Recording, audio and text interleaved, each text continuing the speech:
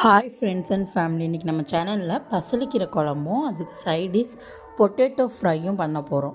First நம்ம பசலிக்கீரையை பறித்து எடுத்துக்கலாம். பறித்து எடுத்துக்கிட்ட பசலிக்கீரையை ஏதாவது பூச்சி இருக்கான்னு செக் பண்ணிவிட்டு சின்ன சின்னதாக கட் பண்ணி எடுத்துக்கலாம். கட் பண்ணி எடுத்துகிட்ட பசலிக்கீரையை 2 டைம் வாஷ் பண்ணி எடுத்துக்கலாம்.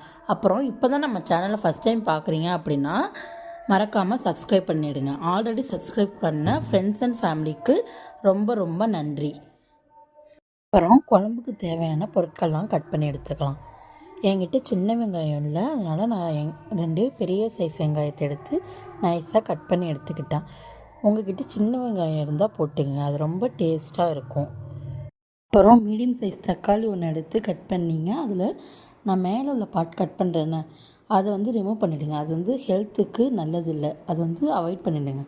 இப்போ தான் ஃபஸ்ட் டைம் வீடியோக்கு வாய்ஸ் கொடுக்குறோம் ஃப்ரெண்ட்ஸ். ஸோ ஏதாச்சும் கரெக்ஷன் ஆர் மிஸ்டேக் இருந்துச்சுன்னா கமெண்ட்டில் சொன்னால் நான் நெக்ஸ்ட் டைம் மாற்றிக்கிறேன். நீங்கள் பண்ணுற ஒவ்வொரு கமெண்ட்டும் எனக்கு அடுத்த வீடியோ பண்ண யூஸ்ஃபுல்லாகவும் மோட்டிவேஷனாகவும் இருக்கும். ஸோ கண்டிப்பாக மறக்காமல் கமெண்ட் பண்ணுங்கள் ஃப்ரெண்ட்ஸ்.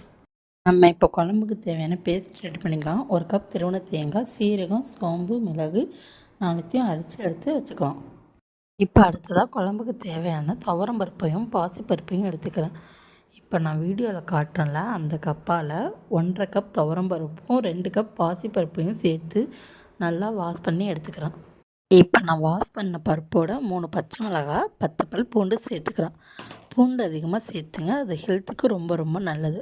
அப்புறம் நம்ம கட் பண்ணி வச்சுருந்த வெங்காயம், தக்காளி, ஒரு சிட்டிக்கு மஞ்சத்தூள், தேவையான தண்ணி சேர்த்துங்க. இப்போ சைடிஷ்க்கு உருளைக்கிழங்கு பொரியல் பண்ணுறேன்னு சொல்லியிருந்தேனே, ஸோ உருளைக்கிழங்கையும் வாஷ் பண்ணி இந்த பருப்போடு சேர்த்து வேக வச்சுக்கிறேன். குக்கர் க்ளோஸ் பண்ணி 5 விசில் வச்சு எடுத்துக்கிறேன். இப்போ விசில் வந்தோன்னே பார்க்கலாம். இப்போ விசில் வந்துட்டு பருப்பில் இருக்கிற உருளைக்கிழங்கை தனியாக எடுத்துக்கிறேன். அந்த பருப்பை மற்ற வச்சு நல்லா கடைஞ்சி எடுத்துக்கிறேன். பருப்புக்கு தேவையான தண்ணி ஊற்றி உப்பு மிளகாத்தூள் சேர்த்துக்கிறேன். உப்பு மிளகாத்தூள் 2யும் நான் பருப்பில் நல்லா மிக்ஸ் பண்ணி எடுத்துக்கிறேன். இப்போ நான் இந்த வீடியோவில் தேங்காய் பேஸ்ட் போடுறத ஸ்கிப் பண்ணிட்டேன், நீங்கள் மறக்காமல் போட்டுங்க. இப்போ இந்த குழம்புக்கு தேவையான தாளிப்பை ஃபஸ்ட்டு ரெடி பண்ணிக்கிறேன்.